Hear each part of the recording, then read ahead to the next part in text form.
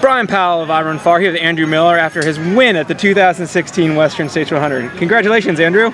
Thank you. So tell me, who is Andrew Miller? Well, I don't really know now. I just started running ultras when I was 14 years old. I'm originally from Oregon, and I'm actually living in Flagstaff, Arizona right now, going to school there at Northern Arizona University. But running's always just been like a big part of my life. It's been just a great escape for me to get outside, and that's really why I do it. Yeah, you grew up in Corvallis, right? That's correct. A great running town, a great trail, a great ultra town. Did you jump right into ultras, or how did you get into running? I initially got into running by running with my mom. Yeah. Someone talked her into doing ultras almost 12 years ago now, I think. So initially I just started doing a few runs with her here and there, and before you know it, I guess I was doing all the runs she was doing with her, so my parents are like, well, you should just sign up for an ultra. So I ended up signing up for the Mackenzie River 50K, and that was my first one. I did that when I was 14, and yeah, just slowly progressed from there. Did you enjoy that first 50K? It was Mackenzie? good, yeah. It's like a classic Oregon trail, right? It is, it's so beautiful. And we've actually done a lot of hiking along that trail as well, so it's a pretty special experience. But I would say I wasn't totally hooked after the first one, actually. It was after the second one. I don't know what the difference was, but... Was it Mackenzie again? I actually did McDonald Forest 50K as my second one. And after that, I realized that's really what I wanted to do, and it could have just been other stuff was changing in my life. Soccer was a huge part of my life. I played soccer. I mean, that was my thing all the way up until high school. But then I kind of started to lose the passion for it a little bit. So I think maybe running just kind of took the place, and that's why the second one was really what got me addicted. Did you keep playing soccer into high school, or did you do any track or cross country? Did you say, I'm just going to run the trails? I just wanted to run the trails, yeah. I mean, running track or cross country never really had any appeal to me. I did run, I ran ultras as well as played soccer. I played soccer through junior year in high school, but after that, I decided, I just want to run, so I always done with soccer at that point. So you jump into your first 100 miler in 2013 at Pine to Palm. How old were you then? I was 17 when I did that one. And went pretty well, yeah? Yeah, I finished third out there, I think, just under 20 hours. And yeah, it was just a really good day. I felt pretty good all day. I didn't really know what to expect, but yeah, just looking back on it, it was a really good experience for sure. I think I learned a lot from that, especially, I think I learned a lot running the 100-mile distance, and it helped me in some of the shorter ultras like the 50Ks, which seems kind of weird, but I think it just helped me find how hard I could push, how far I could go, because when you got 100 miles, you gotta keep going for a long ways. Yeah, and you finished third there. You were under 20 hours. Yeah. I mean, I had an incredible day. Really, no real low patches. I mean, definitely some rough sections, but no major problems. So I was just really happy with how smoothly things went. A year later, 2014, you went back. Not so good. Yeah. So in 2014, I dropped at mile 40. I had an injury going into the race, and looking back on it, I really just shouldn't have started, but I don't really regret the experience. I think I've learned a lot from it, learned a lot just about my body and staying healthy. So that's kind of, I spent more time doing core strengthening stuff and just keeping my body strong outside of just running. So I think that's been a good addition to kind of my training. And I don't know, it also just allowed me to take a step back that year and just kind of look at all I had accomplished, because it's so easy to just get mired down in one bad race, and it's like, well, I had a pretty great year. I don't know what else you ran that year, but you've run some really fast Orcas 50s, you've won Waldo, like what? Yeah, I'd won Waldo just like 4 weeks earlier, so I mean, that kind of got lost on me for 2 or 3 weeks, because I was just like, oh man, I didn't finish. It's like, oh, that's the end of, it was the end of the world, right? But yeah, I figured out how to move on after that, which was good. And it just helped me get a better perspective on things, and I think that's just been good to have. And last year you ran the Bighorn 100. That's and correct, yeah. Won it, set a course record. I think Mike Foote had that. I believe so, yeah. But did that give you a lot more confidence? It did, yeah. I had a really good day out there. Actually felt kind of crappy for the first 30 miles. I think maybe some of it was the 11 o'clock start. You just start, it's already kind of hot. You don't get those kind of like early morning hours to just kind of knock out a few miles before you're really thinking about it. And who knows, maybe just that nervous energy before the race tires you out some. I'm not really sure. But anyhow, the first 30 miles, I was struggling a bit. Felt better after that. And then once I hit the turnaround, things really started to click. I felt great from there all the way in. And yeah, I just had a lot of energy from the turnaround to the finish, so I was pretty happy about that. I was slowly picking up time on the course record. I kind of knew about what the record pace was, and I realized once I hit that last 5 mile road at the end, I realized, if I can run this fast, I can get the record. So that was an interesting experience. It was motivational, but man, that 5 mile road never ends. So it was like, oh man, I have to run fast to try to get the record, because you got to give it a go. Yeah. But man, it was just endless. When did you decide that you wanted to give Western States a go? Actually, I was hoping to get into the race last year. I ran the Gorge Waterfalls 100K 2 weeks after I ran the Georgia Death Race. I feel like I was probably recovered from the Georgia Death Race. Maybe not 100% recovered, but well enough. But I got sick before the race. And yeah, the first 20 miles, I ran okay, but just felt tired. The next 20, I ran pretty slow and felt really tired. Then the last 20 miles just turned into a death march. So I learned a lot from that one. I was kind of hoping to get a spot there. But I mean, I kind of realized, it was kind of an unreasonable expectation to be able to turn around 2 weeks after and run again. So I think that's kind of, again, like Pine to Palm, I don't regret the experience at all. It's just been a learning experience. Oftentimes you learn a lot more when you mess up and when everything goes right. And then this spring you got in by you went to the Georgia Death Race again. Yeah, I won headed that. back there. Did you have a better race even there this year? Oh, it's hard to say. The course was a lot different. Okay. I feel like I probably had a better race for sure.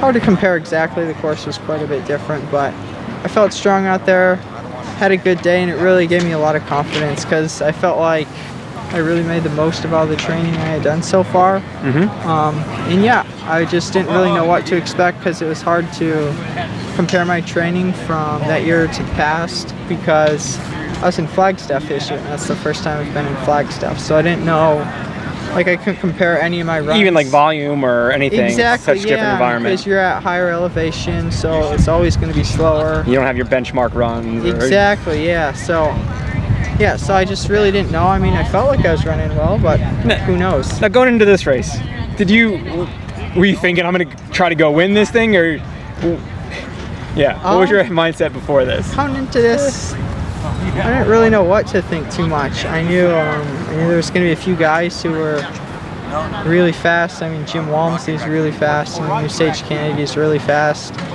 And neither of those guys have finished 100 yet. So, I mean, it was hard to, I didn't know what they would do, I mean, they got incredible speed at a lot of the shorter ultras for sure, so it was hard to say. But outside of those two guys and maybe a couple others, I felt like I could pretty much run with anyone in the field. So I just was going to go out and run the best I could. And yeah, I mean, I figured if I have a chance to start to race toward the end of the race, that's great, but really just try to run my own race. It seemed like you were doing that early. I mean, yeah. The guys up, you might have gotten updates on how far ahead they were. Or? Yeah, I was getting it's usually half an hour or more. Did you feel like you were running a good race early though? I felt pretty good. I felt like I was running pretty well. Really felt pretty comfortable. Probably through about Devil's Thumb, I would say. It felt pretty comfortable through there. Then I started to have to work a little bit. Got a little warm there too? Yeah, didn't seem too bad actually in those canyons. Cal Street was the worst for me for the heat, but yeah, I was actually feeling pretty good through all that section. And when did it start feeling like you were racing? Yeah. When did that? When did that feel like? I would say about by the time I got to the river. I was catching a few guys between. I started catching quite a few guys. I think it's between Last Chance and Michigan Bluff. I think I passed maybe 3 or 4 people in there, but I really didn't. I didn't have to pick up the pace at all to pass, and I just it seemed like they were hurting, or I was just moving a lot quicker, and they didn't really hang with me at all. So I just kind of. At that point, I didn't really care if they ran with me or not. So Yeah. I just kept moving. But yeah, just before the river, Didrik Hermanson, he was just behind me. He caught up to me actually at Cal 2. Then I put a little gap on him. Then he caught me again right as he hit the river road. Now, did that put you in like stressful racing mode, or you were just, oh, here's a guy, here's another guy? I was actually feeling. I was okay with him being there. I knew I probably had a pretty good chance to get into second place at that point because I was getting reports that Sage was hurting, and it was like Cal 1, I think he was maybe 20 minutes up, and then 15, and then 10. So I knew like, well, it certainly seemed like things were going downhill for him. So I was figuring we'd catch him, and I figured Jim was just gone at that point. Yeah. So I mean, it would have been nice to finish second for sure. So I was just thinking, I don't want to, I don't want him to come flying by and leave me, but I also felt pretty comfortable with him running behind because I knew there was a couple hills toward the end, and that's kind of where I'm stronger. So you didn't feel the need to, push per se at that point? I wasn't pushing too hard. I did want to stay ahead of him, just a little bit ahead because it's always nice. And when did you find out you were in the lead? I found out at Highway 49. So that was it was weird. We ran up to Highway 49, my pacer and I. We actually passed someone walking down with a thing of yellow ribbon, but we're like, whatever, that's weird. Didn't even think a thing of it. Yeah. And then we get into Highway 49 and someone's asking like, how's the marking? We're like, yeah, it was fine. But didn't think a thing of it. And then I come up to my crew, my mom, my dad, my brother, and they're all yelling like, Jim Walmsley's off course. You're in the lead. And I'm like, okay. That was a shock really, because I mean,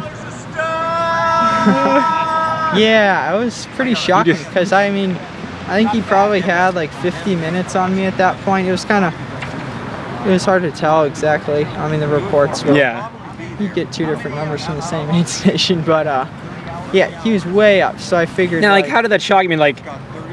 What goes through your head the first time you hear that? Well, I realized at that point, because they said he was off course and he wasn't back on course yet. So I figured, you know what, this is my race to win. If I don't win it, there's no reason I shouldn't. Do you accelerate at that point, or do you just keep running your own race? Oh, I definitely got a huge shot of adrenaline at that point. Because coming into there, I was mostly just trying to hang on to second. Turns out Didrik was maybe, I think he was almost 15 or 20 minutes back, but we were thinking he might just be a minute or 2 back. And that's actually kind of the reports we're getting at ALT. They're like, don't waste any time, he's just a minute back. But I think he was a little bit more. So from switching from trying to hang on to second to running in the lead, that was a huge shot of adrenaline. So I ran really hard all the way up to the meadow up there. And that's kind of when the adrenaline started to fade a little bit, and I realized okay, you're gonna have to just, it's still 6 miles to go, So did you rein it back a little bit? I was just trying to keep pushing as much as I could, but that's when I realized okay, don't just go run, you gotta think about make sure you keep eating, make sure you keep drinking. I didn't have any problems with fueling all day really. Did you have a pacer with you at that point? I actually dropped my pacer coming up to the meadow. I just took off there. I think we both got a shot of adrenaline, but for me it was a little bit more than for him, because I had a chance to win the race. Now, did that give you, did you start feeling dread that you drop your pacer? Or you're like, that's another little notch in the belt? It was just, I didn't really think too much of it actually. It was just, I don't know. I wasn't really thinking about that too much. The one thought that crossed my mind is it'd be a shame if he couldn't make it to the finish line, because he did such a good job pacing me. Picked you up at Forest Hill? My brother actually paced me from Forest Hill to the river. Okay. And then my friend Kerry Stevens from Corvallis picked me up from, He picked me up from the river to, I guess, just after Highway 49.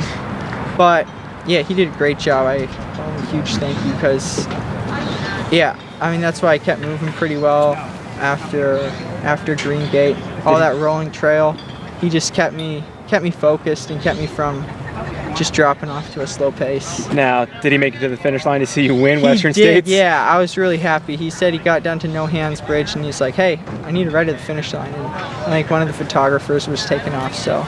Now, what does it feel like to cross the finish here at Placer High? It was pretty surreal. Like, after I crossed No Hands Bridge, it seemed to take forever to get there to No Hands Bridge after I got up to the meadow. But after I crossed No Hands Bridge, it kind of started to set in. I used to get all those people cheering there. And then it was just a grind up to Roby Point. Just ran up there, and then once I hit Roby Point, that's when it kind of started to set in, like it was happening. Because you got the parties all along the road there. You're passing people like every step of the way. So that was pretty surreal. And then you hit the track and it was just unbelievable. You know, I'm just high-fiving people running around, and the next thing you know, it's like I got like 50 yards to go. It's just crazy, yeah. Yeah. Was there any point sort of on the course that you'll remember, like, is there anything that stands out memory-wise from earlier in the day? Earlier in the day? Can't think of anything specific right now. Just, yeah, the whole first 50 miles is, I mean, a lot of pretty views and stuff looking out there. And a lot of just enjoyable running. I actually felt pretty good at a lot of just good running, felt comfortable and felt strong. I actually felt really strong climbing up Devil's Thumb, so that was nice because I heard that's a tough climb. Not for you. Apparently not. At least not yesterday, right? But yeah, I mean, just a lot of sections to enjoy out there. I felt pretty good all day, and that made it fun. Nice. So I know it's just a day after you finished Western States, but is there anything on your calendar for this year? There's nothing on my calendar at this point. The only thoughts I've had are I've thought about trying to do a Hard Rock qualifier. I did Bighorn last year, so that'll last another year, so I don't need to do one this year, but it's kind of nice not to have the pressure to have to do one. Did you put your name in the hat for this year for Hard Rock? I did, yeah. So you've started the tickets? Yeah, I've started the count, so I got to stick with it now. But yeah, we'll see. The other thought I've had is I've thought about running the Wonderland Trail. Yeah, I might try to do one of those kind of at the end of August or start of September. But I just got to see how I recover. I mean, if that's not in the cards this year, I'll just do something shorter, maybe just a 50K or a 50 miler. But yeah, I've only run 2 races so far this year, so I definitely want to do another one. But I don't know yet. I just want to take a week to recover. Yeah, that's kind of been the thing I've messed up in the past, is not taking enough time to recover. So I think only having run 2 races this year has allowed me to have more time to recover, and I think that's really helped. Nice. Well, congratulations on your win. All right. Well, thank you very much. And a bonus question. And a bonus question for you, Andrew. Even though you're only 20, you've been running races in the Pacific Northwest for quite a while. Is there a particular race up there that you would recommend for people from elsewhere in the U.S. to go check out? One of my favorite races in the Pacific Northwest is Orcas Island. Just beautiful terrain up there. The island's a pretty cool island, and it's really a great chance to explore a beautiful place that's not under snow early in the year. Is there a particular distance up there? There's a bunch of races up there. Yeah, so there's the Orcas Island 50K and actually the 25K. I think they used to be the same weekend, but now they're 1 weekend apart. Gotcha. Just because they've become so popular. But I've done the 50K 3 times now, and I didn't go back last year just because I was in school. But yeah, if you're in the area, that's one of my favorite races. And besides the course, it's a pretty good party as well. It is, yeah. James Varner. It's pretty awesome. Yeah, the course is beautiful. It's tough. and it's just a party afterwards. So the whole island's kind of a party because there's a lot of runners there. So it's a pretty cool place to hang out. Nice. Well, folks, get up and check out James Varner's Orca Island races.